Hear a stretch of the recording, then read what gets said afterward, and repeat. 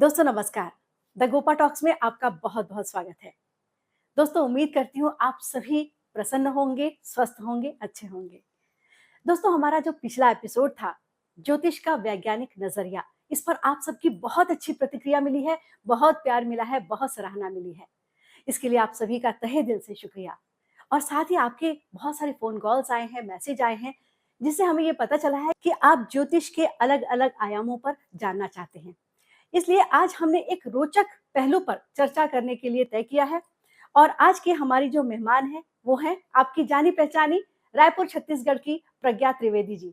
प्रज्ञा जी आपका बहुत बहुत स्वागत है। नमस्कार प्रज्ञा जी, आज आप दूसरी बार हमारे इस शो में आई हैं, कैसा लग रहा है आपको? बहुत खुशी हो रही है रूपा, क्योंकि पिछली बार लोगों ने बहुत अच्छी प्रतिक्रियाएं दी, बहुत सारे कमेंट्स और व्हाट्सएप में मुझे और आपको भी कॉल्स आए जी।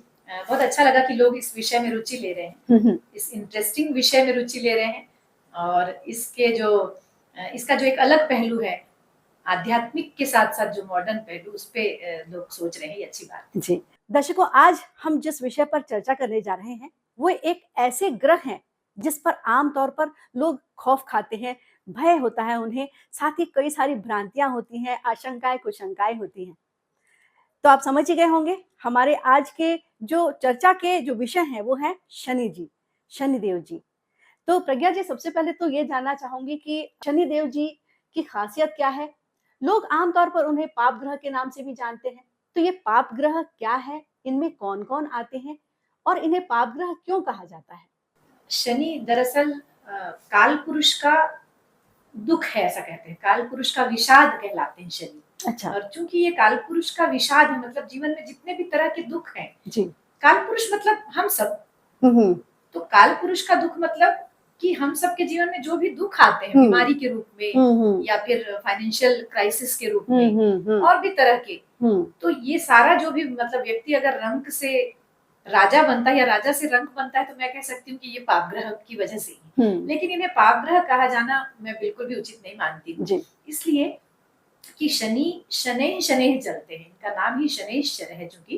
तो शनैः शनैः चलते हैं, तो धीरे धीरे चल के ही सही, अगर आप अपने सही रास्तों पे चल रहे हैं तो आपको ये जो अंतिम, इसका जो अंत है वो बहुत अच्छा होता है।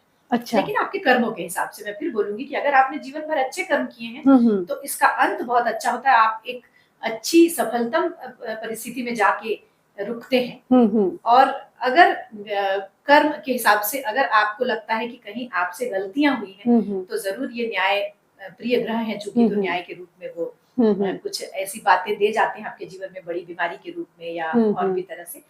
तो इसलिए इनको पाप ग्रह कहा जाता है। पाप ग्रह नहीं कहा जाना चाहिए, एक्चुअली ये न्याय प्रिय ग्रह है, इसलिए इन्हें न्याय का देवता भी कहा जाता है। कहा गया है शनि जी को। और कौन कौन से ग्रह जिन्हें पाप ग्रह की श्रेणी में जिन्हें रखा गया है? पाप ग्रह की श्रेणी में मंगल को, राहु केतु को और शनि को रखा गया है। सूर्य को भी कहीं कहीं पाप ग्रह कहा जाता है, लेकिन ऐसा नहीं है। लेकिन अगर मैं इन सब के अलावा एक पाप ग्रह का नाम लूं तो शायद आपको बहुत आश्चर्य होगा, और वो है चंद्रमा। अच्छा। चंद्रमा चूंकि सबसे पाप ग्रह इसलिए है कि चंद्रमा ही हमारा मन है, और सारी जो गलतियां हैं, आप एक बात ध्यान देंगी कि गलतियां तो मन से होती ना। आपने कोई डिसीजन लिया, गलत डिसीजन हमेशा चंद्रमा करवाता है, मन करवाता है। कोई भी डिसीजन हो, आपने गलत व्यापार चुन लिया, आपने गलत जीवन साथी चुन लिया, आपने कोई गलत डिसीजन कर लिया, आपने कहीं गलत पैसा फंसा दिया, कुछ भी है, चंद्रमा से होता है। तो चंद्रमा ही पाप ग्रह है, जो इन ग्रहों के साथ मिलके वो पाप वाली स्थिति पैदा।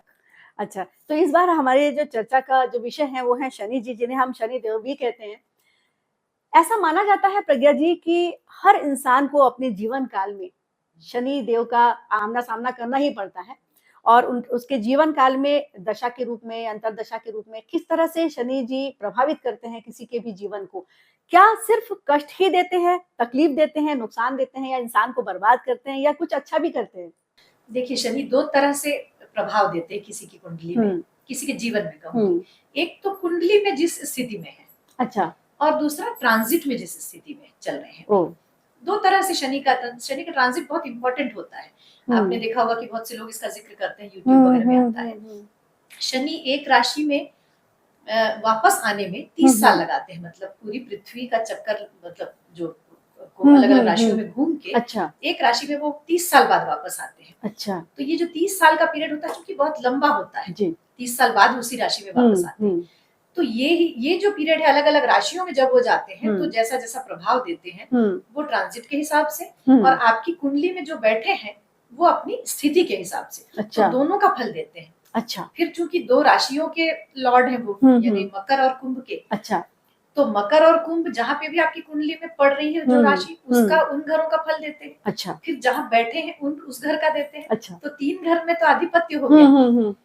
और फिर ट्रांजिट में जहाँ चल रहे हैं, अच्छा, फिर ट्रांजिट में एक राशि पहले और एक राशि बाद, जिसको कि साढ़े साथी कहते हैं। साढ़े साथी ये है कि जिस राशि में, जैसे अभी इस समय में शनि कुंभ राशि में चल रहे हैं, कुंभ राशि में चलने के कारण उसकी एक राशि पहले यानी कि मकर और उसकी एक राशि बाद यानी कि मीन। अच्छा, तो मीन में अभी पहली साढ़े साथी का जो पहला 2.5 साल शुरू हुआ है और कुंभ का अभी सेकंड चल रहा है और मकर की ये लास्ट मतलब 2.5 साल चल रहे हैं। तो 2.5 का 3 राशियों में उनका संचरण होता है। अच्छा, यानी एक राशि में बैठ के वो पिछली और अगली 2 राशियों को इफेक्ट करते हैं। अच्छा, अच्छा, इस तरह वो 7.5 साल बीतते हैं और उसका जो फल है वो आपको अपने कुंडली के हिसाब से जो शनि जहाँ बैठा है उस तरीके से मिलता है। जी, अलग अलग फेज जो होता है, जैसे अढ़ैया, खासकर साढ़े साथी से लोगों को बहुत डर लगता है, भय लगता है कि क्या कुछ नुकसान होने वाला है।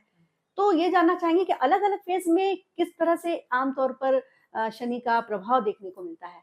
जो पहले साढ़े साथी की बात करें, जी, अढ़ैया अलग चीज है। अच्छा, अभी साढ़े साथी में क्या होता है कि सबसे पहले एक बात दर्शकों को भी बताना चाहूंगी कि साढ़े साथी आना हर एक के लिए बुरा नहीं है।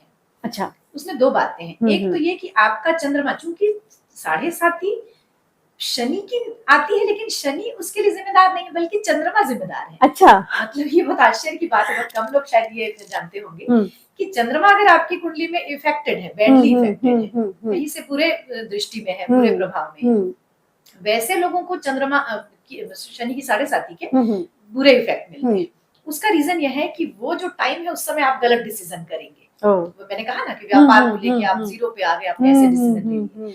तो चंद्रमा अगर खराब है, क्योंकि चंद्र राशि को ये लगता है, अच्छा, साढ़े साथी है वो चंद्र राशि को लगती है, लग्न को नहीं लगती। कुंडली में 2 चीजें इंपॉर्टेंट है, लग्न और चंद्र राशि। तो राशियों को लगता है चूंकि, और राशि चंद्रमा का प्रतीक है, मतलब जिस राशि में चंद्रमा बैठा है आपकी कुंडली में वो आपकी राशि है। जी। तो जब राशि में ये लगते हैं तो चंद्रमा का इसमें बहुत बड़ा इफेक्ट है।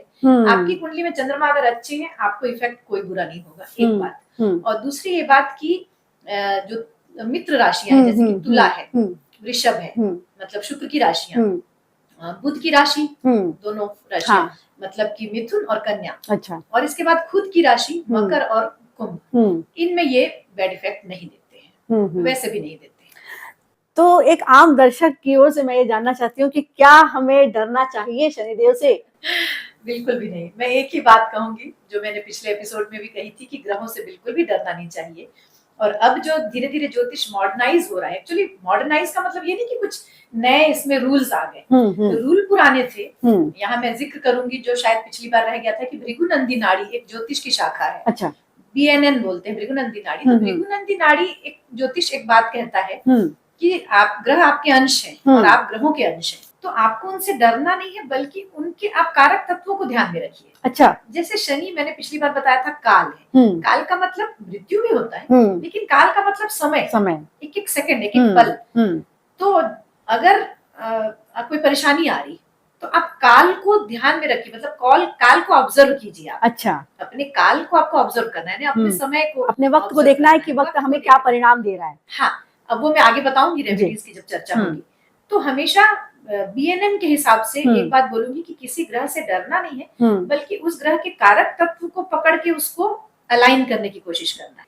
और अलाइनमेंट वही जो पिछली बार जैसे बात हुई थी कि मंगल का अलाइनमेंट बोला था कि जिम जाइए, व्यायाम कीजिए। हाँ। तो इसी में जैसे शनि की हम बात करते हैं, तो शनि का अलाइनमेंट मैं यहाँ कह देती हूँ कि शनि का अलाइनमेंट होता है समय के निर्धारण से। अच्छा, मतलब आप अगर रूटीन चलते हैं, सबसे पहली दिक्कत क्या होती है, जैसे व्यक्ति को कोई परेशानी आई ना तो उसका रूटीन बिगड़ता है। अच्छा, परेशानी आई तो क्या होता है कि वो लेट जाता है, सोए रहने लगता है, काम पे ध्यान नहीं देता, मन नहीं लगता, नेचुरल सी बात है, नहीं लगेगा, दुख है अगर कोई आपको।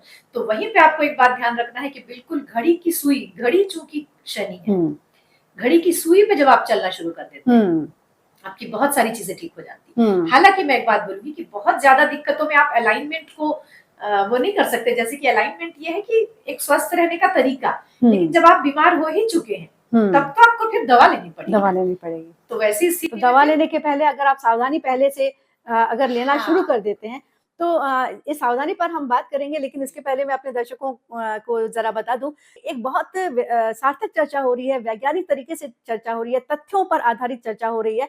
तो मैं चाहूंगी कि आप सभी मेरे इस चैनल को द गोपा टॉक्स को सब्सक्राइब करिए, लाइक करिए और शेयर कीजिए, ताकि अच्छी बातें और वैज्ञानिक दृष्टिकोण से हम जो यहाँ चर्चा कर रहे हैं वो ज्यादा से ज्यादा लोगों तक पहुंच सके, वे इसका लाभ ले सकें। तो चर्चा को जारी रखते हैं। प्रज्ञा जी, सावधानी की बात कर रहे हैं, तो जो व्यक्ति साढ़े साथी के दौर से गुजर रहे हैं उन्हें किन किन प्रकार की सावधानी रखनी चाहिए? सावधानी की जहां हम बात करेंगे तो आपको साढ़े साथी आने वाली है, ये कई जगह से पता चल जाता है। अच्छा। और चूंकि ये चंद्र राशि में लगती है इसलिए ये पूरे देश विश्व कहूंगी, विश्व के जितनी उस राशि वाले हैं उनको इफेक्ट करती है। अब शनि दो तरीके से इफेक्ट करता है, एक तो आपके कर्मा के हिसाब से और दूसरा आपकी कुंडली में जो शनि बैठा है उस हिसाब से। तो थोड़ा बहुत आप एक बात बोलूंगी कि एक कॉमन रेमेडी जो हर विश्व के हर व्यक्ति के उस राशि के व्यक्ति को इफेक्ट करेगी, और वो है हनुमान चालीसा। अच्छा। ये बिल्कुल एक कॉमन, यानी मैं कहूँ कि इसको आपको किसी से पूछने की जरूरत नहीं है। बजरंग बाण और हनुमान चालीसा ये इतनी बढ़िया रेमेडी है कि जैसे कि बिल्कुल ही मतलब बुखार हो और आपने क्रोसिन आग बंद करके खा ली। जी जी, तो बिल्कुल ऐसा ही है। या मतलब नासे रोग हरे सब पीरा, जपत निरंतर हनुमत वीरा। हनुमान चालीसा बेस्ट रेमेडी है इसके लिए। जी। तो ये एक मैं हमेशा 3 तरह के लोग होते हैं, एक थोड़े से जो भाई थोड़ा ज्योतिष का जिसको जानकारी है और जिसको बिल्कुल जानकारी नहीं। तो हम लोग उपाय हमेशा लेमैन से शुरू करते हैं कि क्या, यानी जो हनुमान चालीसा है वो हर व्यक्ति को कंठस्थ है, जो भारत के लोग हैं। तो बहुत आसान है कि आप कम से कम 3 टाइम्स, इसमें एक बात जरूर बोलूंगी कि 3 टाइम या 3 बार तो एक कॉमन हुआ कि जो मिनिमम, लेकिन इसमें जो है कि जो 7 बार पाठ करे कोई, तो 7 बार का यहाँ 100 नहीं है अर्थ। अच्छा। 7 यानी 7 बार है। इसको बहुत लोग कम लोग जानते हैं और कम लोग बताते हैं। 100 बार नहीं करना, 100 बहुत कठिन होता है। आप 100 बार में एक दिन, ये शत नहीं है, सत है। 7 बार यानी 7 बार जो पाठ करता है एक दिन में, तो ये इससे सारी पीड़ाओं का अंत होता है। और बजरंग बाण का किस तरह से? बजरंग बाण दरअसल है कि बजरंग बाण एक फास्ट, किसी काम को फास्ट करवाने के लिए, क्योंकि हनुमान जी जो है वो फास्ट चलने वाले प्लेनेट माने, मतलब जो देव माने जाते हैं, हवा की गति से चलते हैं। जी जी। और शनि की जो धीमी गति है जी, उसको जो अगर कहती हूँ कि एक्सेलरेट करने का काम, एक्सेलरेटर जो है वो बजरंग बाण है। तो ये एक बहुत अच्छा टिप हमारे ज्योतिषाचार्य प्रज्ञा जी ने दी कि अगर आपको लगता है कि कुछ गड़बड़ चल रहा है आपके आसपास, यानी कि आपका शनि जो है आप पे प्रभावी हो रहे हैं, शनि जी का जो ग्रह का जो है वो दशा आप पे शुरू हो रही है, तो आप इसे आप काल को देखिए। दूसरी बात, आप बिना झिझक के आप हनुमान चालीसा का पाठ शुरू कर दे। राहु और भी कुछ ग्रह हैं क्या जो पाप ग्रह में आते हैं? बिल्कुल, मंगल भी आते हैं और राहु केतु भी आते हैं। अच्छा। मंगल और राहु केतु कह सकते हैं, और शनि भी, कि पाप ग्रह है, इसमें कोई दो मत नहीं है। लेकिन बात जब अलाइनमेंट की आती है, मैं बार बार वही कहूंगी कि जब हम लोग इनको यूज करने लगते हैं, दरअसल क्या है, इन ग्रहों से लोग इतना डरते रहे कि इनको यूज करना तो दूर की बात है, और इनके यूजेस थे भी बहुत कठिन।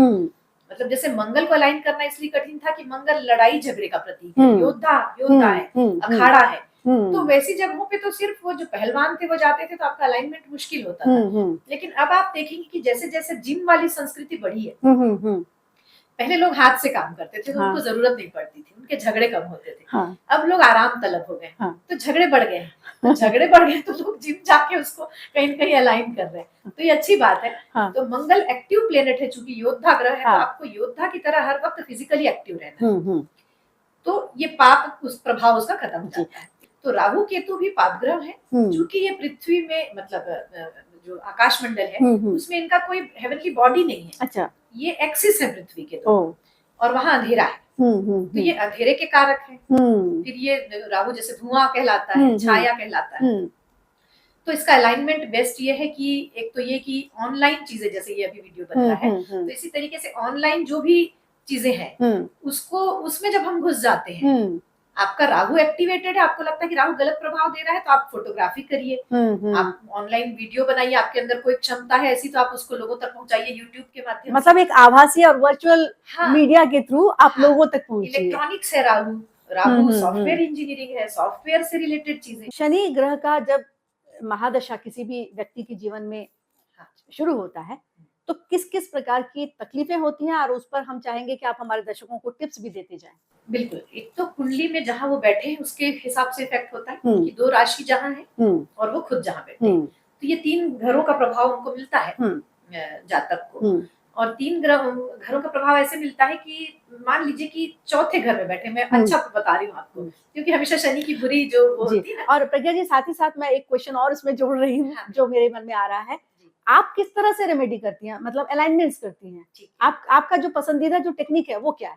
तो ये बात हो रही थी कि कैसे उसको शनि के जो उपाय करते हैं तो या वो कैसे फल देते हैं, ये भी दोनों बातें हैं। तो अगर मैंने कहा कि चौथे घर में बैठे हैं शनि, अब चौथा घर है व्हीकल का, गाड़ियों का, अच्छा, और चौथा घर है मकान का। अब यहाँ पे पाप ग्रह, हम लोगों ने सोचा कि पाप ग्रह की दशा आ रही, मतलब शनि की दशा आ रही है कि पक्का इस समय हमको बड़े दुख होने वाले हैं, और पता चला आपका मकान बन गया।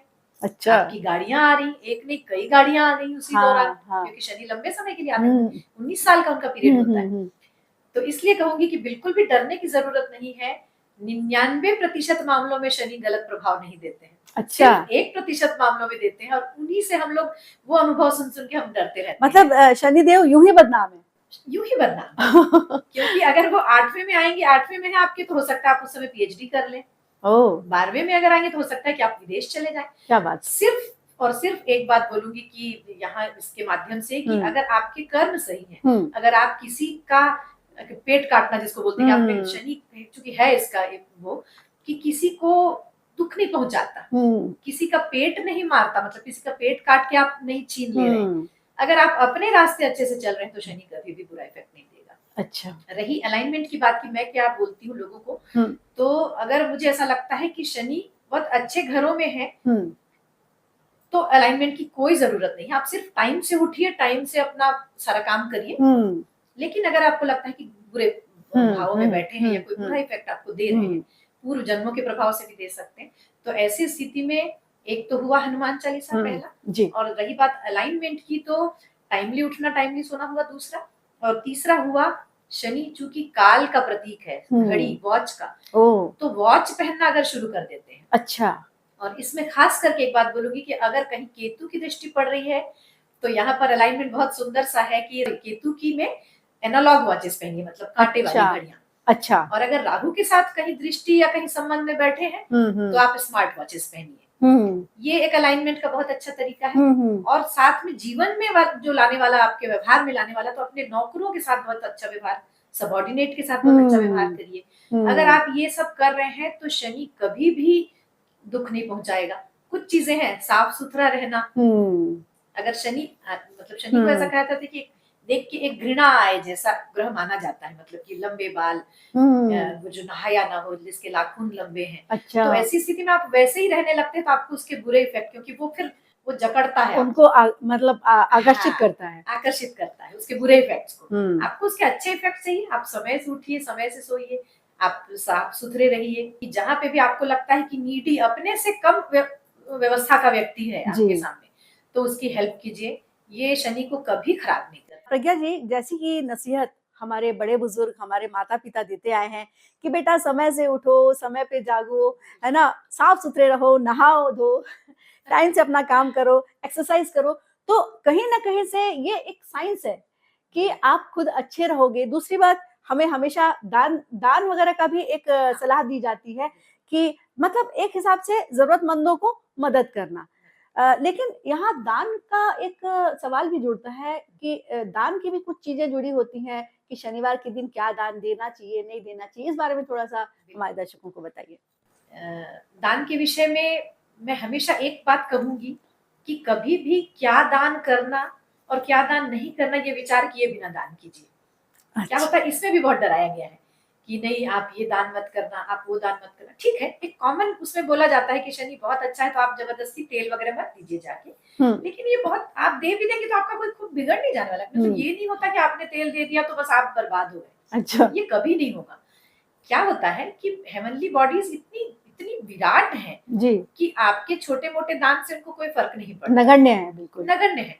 लेकिन जो आप श्रद्धा से करते हैं, मैं क्वांटिटी कभी नहीं लिखती हूँ कि आप 1.25 किलो आपके वजन के बराबर, ये सारा कुछ नहीं। जी, आपको अगर एक मुट्ठी में लगता है कि एक मुट्ठी मेरे लिए मेरे पॉकेट अलाउ करता है, हाँ। तो आप एक मुट्ठी करिए। डोनेशन हमेशा फायदा देता है, नुकसान कभी नहीं देता है। यहाँ पे एक बात तो समझने ग्रहों वाली का है जो प्रज्ञा जी बता रही है कि जरूरतमंदों को हम मदद करते हैं आमतौर पर, लेकिन उस मदद को लोगों तक जाहिर मत कीजिए, मतलब गुप्त दान करिए। ये दान आप लोगों को दिखाने के लिए नहीं कर रहे हैं, या आप अपने लिए कर रहे हैं, इससे आपका भला हो रहा है, सामने वाले का तो हो ही रहा है।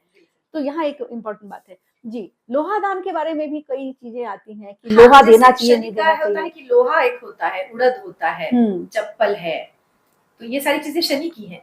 सरसों का तेल है।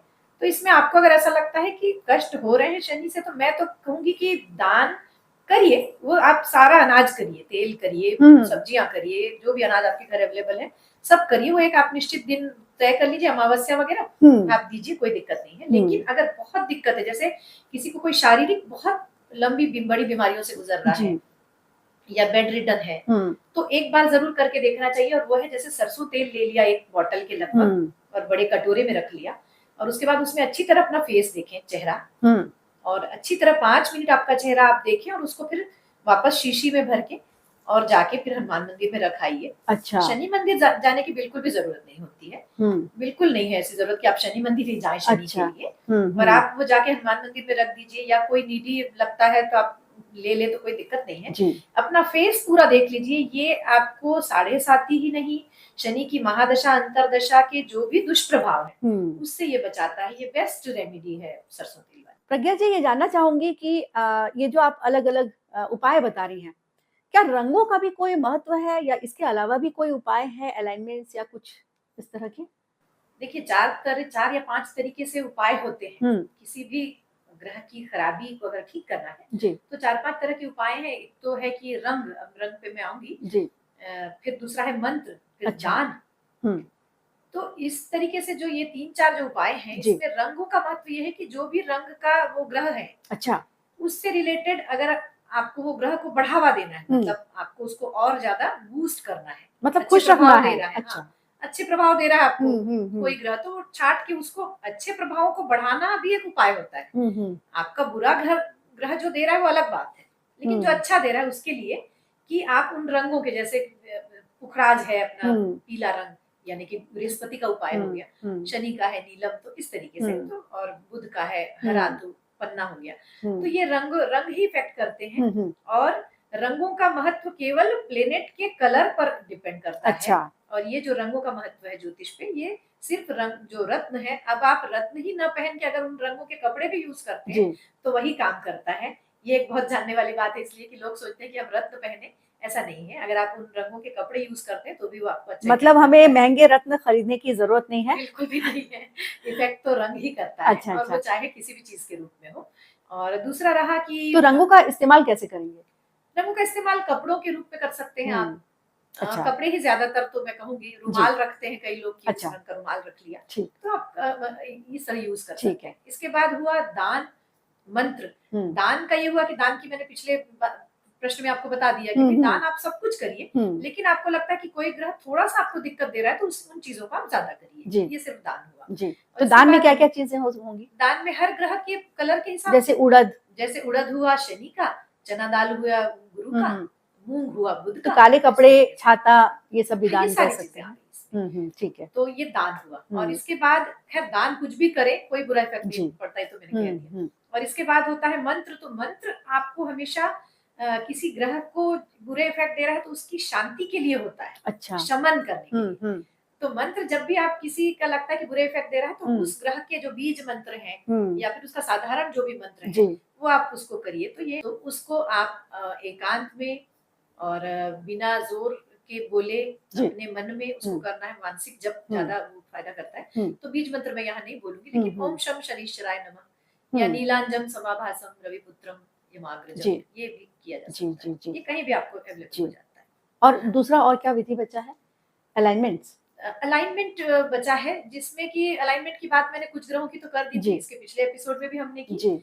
और रही बात राहु केतु का अलाइनमेंट, बता देती हूँ कि आज के युग में बेस्ट मैं बता रही हूँ कि अभी जैसे चर्चा हो रही थी कि बच्चे लेट उठते हैं, लेट नहाते हैं, तो ये राहु का काफी अच्छा प्रभाव, बुरा प्रभाव बोल सकती हूँ, यानी तेज प्रभाव इस युग में आ रहा है कि बच्चे 2-3 बजे तक नहाते नहीं है दोपहर के, बच्चे आलसी कहलाते हैं आजकल के। तो मैं सबको बताऊं कि यहाँ पर राहु के बुरे इफेक्ट्स आने शुरू हो गए हैं, नशा बढ़ गया है। तो यहाँ पे अलाइनमेंट करना हो तो बेहतर है कि ऐसे बच्चे को सबसे जन्म से अगर राहु ठीक करना है तो कोडिंग सिखा दी जाए, जो कोडिंग है कंप्यूटर कोडिंग। अच्छा, कंप्यूटर कोडिंग में डाल दीजिए, उसको राहु कभी गलत इफेक्ट नहीं देगा।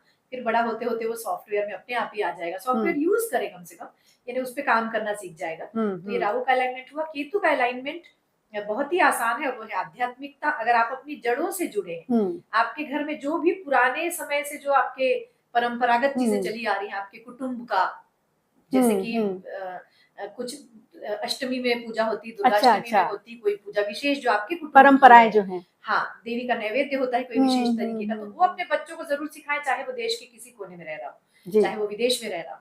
आप परंपराएं खत्म मत होने दीजिए, ये केतु का सबसे बड़ा है। बहुत सुंदर टिप्स और तरीके बताए। और सबसे जो महत्वपूर्ण बातें हैं कि देखिए, परंपराओं की बात भी वो कर रही हैं कि अपनी परंपराओं से, संस्कारों से बच्चों को जोड़े रखिए। दूसरी तरफ वो एक वैज्ञानिक तरीका भी बताती है कि कोडिंग, डिकोडिंग, सॉफ्टवेयर इंजीनियरिंग, इन सब से।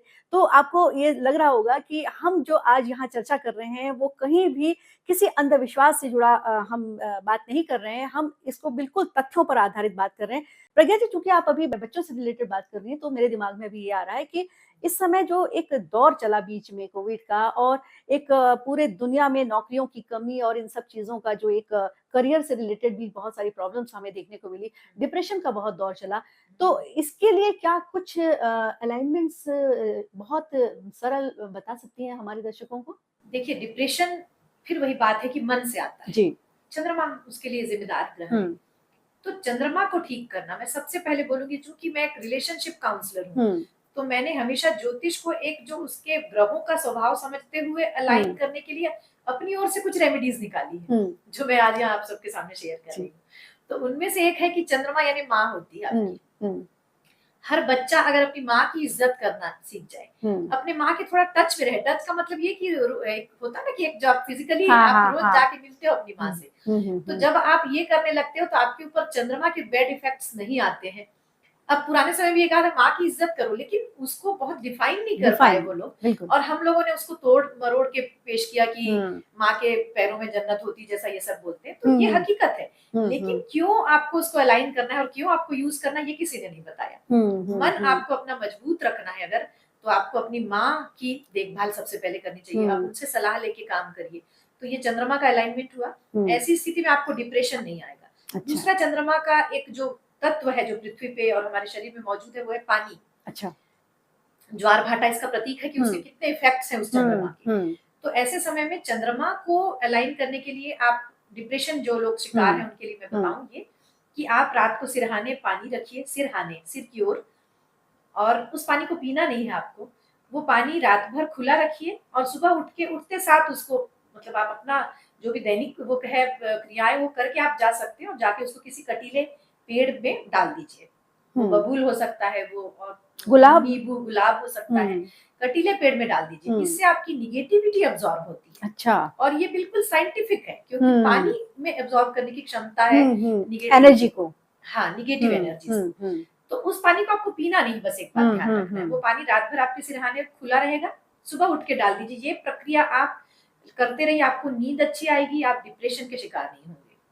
और तीसरा जो बहुत इंपॉर्टेंट अलाइनमेंट है, जिनके भी कुंडलियों में चंद्र केतु, चंद्र राहु जैसे योग हैं, जो एक डिप्रेशन को दिखाते हैं, मतलब कि यहाँ पे कहीं मन उनका इफेक्टेड है, चंद्र शनि, ये सारा, ये तीनों टाइप के योग जो है वो डिप्रेशन के कारण दिखते हैं। तो यहाँ पे मैं एक चीज कहूंगी कि जिनको भी ऐसा लग रहा है कि थोड़ी डिप्रेशन की स्थिति आ रही है, उनके लिए बेस्ट रेमेडी है कि वे साइकोलॉजी जैसा कोई सब्जेक्ट पढ़ें और काउंसलिंग शुरू कर दें।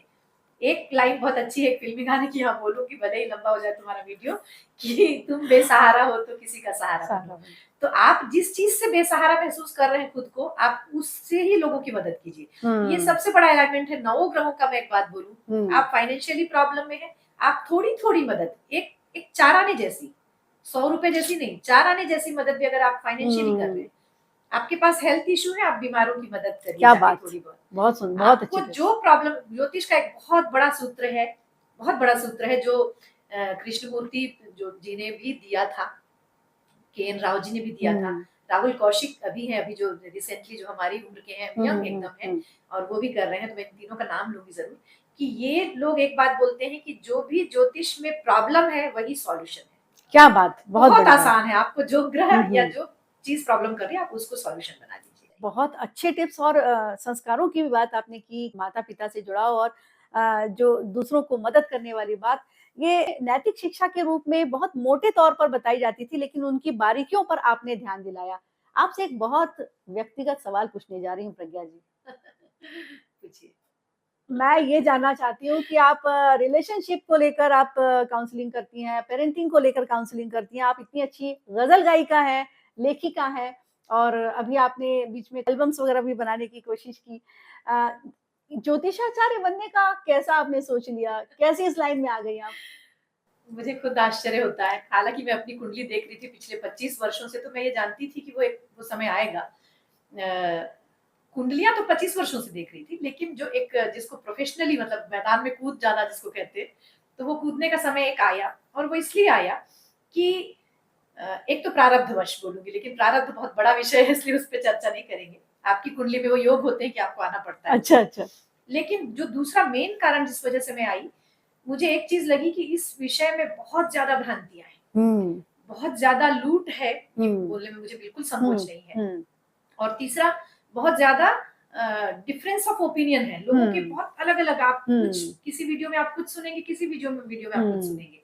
तो यहाँ पे आपको एक जो साफ-सुथरा नज़रिया है ज्योतिष को लेके, वो जब मुझे जानने को मिला, जब मैंने धीरे-धीरे समझा, तो मुझे लगा कि इसको लोगों तक पहुँचाऊँ, क्योंकि इसको इसी रूप में पहुँचना ज़रूरी है, जो वर्षों, सदियों से चला आ रहा था कि आपको ऐसे जीना है। और वो लोगों ने तोड़-मरोड़ के पेश किया, कर्मकांड को बढ़ावा दिया। कर्मकांड करना बुरी बात नहीं है, आप पूजा-पाठ करिए, लेकिन आप अंधविश्वास को दूर रख के। तो उद्देश्य एक ही था कि अंधविश्वास दूर करूँगी, बिल्कुल भी लोगों को ऐसे डरने नहीं दूँगी गाँव से कि लोग डर-डर के जिएँ, और बस यही करने की कोशिश चल। आपको खूब सारी शुभकामनाएँ और आपने हमारे दर्शकों को इतनी अच्छी-अच्छी टिप्स दी और हमारे दर्शक चाहेंगे तो हम और भी कई आयामों पर ज्योतिष के हम चर्चा करेंगे। आपको बहुत-बहुत धन्यवाद, बहुत-बहुत शुभकामनाएँ। नमस्कार। एक बात तो तय है कि आप जब अच्छा कर्म करते हैं ना, तो कहीं न कहीं से आपको जो आत्मसंतुष्टि मिलती है, वो आपके जीवन को और बेहतर बनाती है। दोस्तों, निश्चित रूप से आज की हमारी चर्चा आपको बहुत अच्छी लगी होगी और आपके लिए बहुत लाभदायी भी रही होगी। ये एक ऐसा विषय है कि जो कभी खत्म नहीं हो सकता, इस पर चर्चा लगातार जारी रह सकती है।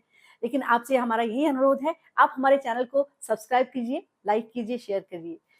हमेशा खुश रहिए, स्वस्थ रहिए। नमस्कार।